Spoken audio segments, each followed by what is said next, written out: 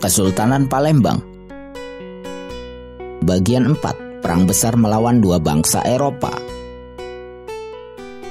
Tahun 1804 terjadi perpindahan kepemimpinan di Palembang karena wafatnya Sultan Bahauddin.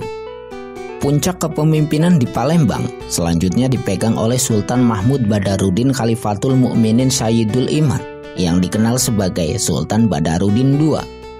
Sultan Badaruddin II dikenal sebagai ulama, Imam Masjid Agung Palembang, sekaligus sastrawan dengan beberapa karyanya, yaitu Syair Nuri, Pantun Si Pelipur Hati, Sejarah Raja Martalaya, dan Nasib Seorang Kesatria Signor Castro. Pada masa Sultan Badaruddin II inilah, Palembang tidak bisa menghindarkan lagi perang besar melawan bangsa Eropa, yaitu Inggris dan Belanda.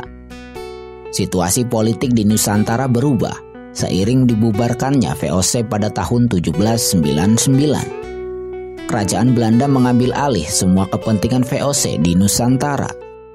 Tahun 1812, pasukan Inggris menyerbu ibu kota Palembang. Pasukan Inggris berhasil menguasai ibu kota dan menduduki istana. Sultan Badaruddin II bersama para pengikutnya meloloskan diri dari kepungan Inggris. Inggris kemudian melantik Sultan Ahmad Najamuddin, adik Sultan Badaruddin, sebagai pemimpin Palembang.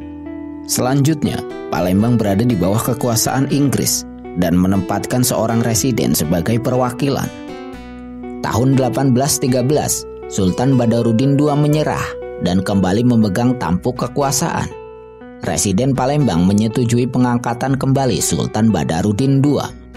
Namun sebulan kemudian Thomas Stamford Raffles menolak pengangkatan itu karena hanya ditetapkan oleh residen Palembang tanpa persetujuannya. Situasi tersebut menyebabkan terjadinya ketegangan antara Sultan Badaruddin II dan Sultan Ahmad Najamuddin.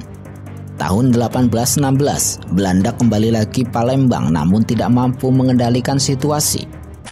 Tahun 1818, dalam persaingannya dengan Inggris, Belanda mengirim sebuah ekspedisi militer ke Palembang dan menangkap Sultan Ahmad Najamuddin.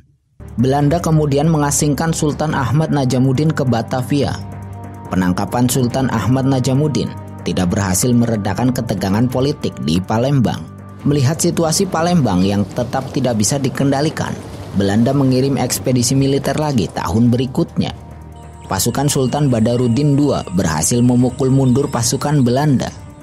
Tahun 1821, Belanda mengirimkan tidak kurang dari 40.000 pasukan dari Batavia. Dengan kekuatan sebesar itu, Belanda berusaha memastikan bahwa Palembang akan benar-benar takluk. Sultan Badaruddin II dan pasukannya melakukan persiapan menghadapi perang terbesar dalam sejarah Palembang. Serangan pertama Belanda dengan kekuatan sangat besar itu berhasil dipukul mundur oleh Palembang. Gagal pada serangan pertama, Belanda melanjutkan serangan berikutnya. Belanda mempergunakan semua kekuatannya dan berhasil mencapai Istana Kuto Besak. Setelah mengepung Istana Kuto Besak, pasukan Belanda pun menangkap Sultan Badaruddin II. Sultan Badaruddin II kemudian diasingkan ke Ternate. Situasi ini membuat kedaulatan Palembang berada dalam ancaman yang serius. Seiring jatuhnya kekuasaan Sultan Badaruddin II, Belanda mengangkat putra sulung Sultan Ahmad Najamuddin yang bergelar Sultan Ahmad Najamuddin II.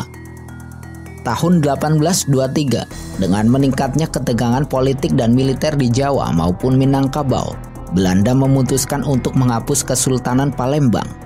Kemudian Belanda secara resmi mengumumkan akhir dari Kesultanan Palembang Darussalam. Sultan Ahmad Najamuddin II dan pengikutnya yang tidak terima dengan keputusan Belanda melakukan perlawanan. Tahun 1824, pasukan Palembang menyerang sebuah garnisun tentara Belanda. Serangan tersebut berhasil diatasi oleh Belanda. Kegagalan dalam serangan terhadap garnisun Belanda itu membuat Sultan Ahmad Najamuddin II melarikan diri. Tahun 1825, Sultan Ahmad Najamuddin II menyerah dan diasingkan ke Banda. Tahun 1841, Belanda memindahkan pengasingan Sultan Ahmad Najamuddin II ke Manado. Tahun 1849, sebuah pemberontakan berskala besar dilancarkan oleh rakyat Palembang. Pemberontakan tersebut berhasil dipadamkan pada tahun yang sama.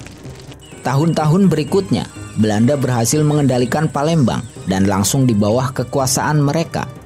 Tahun 1984, pemerintah Republik Indonesia menganugerahi Sultan Mahmud Badarudin II yang meninggal di pengasingannya pada tahun 1852 sebagai pahlawan nasional atas jasa-jasanya melawan Inggris dan Belanda.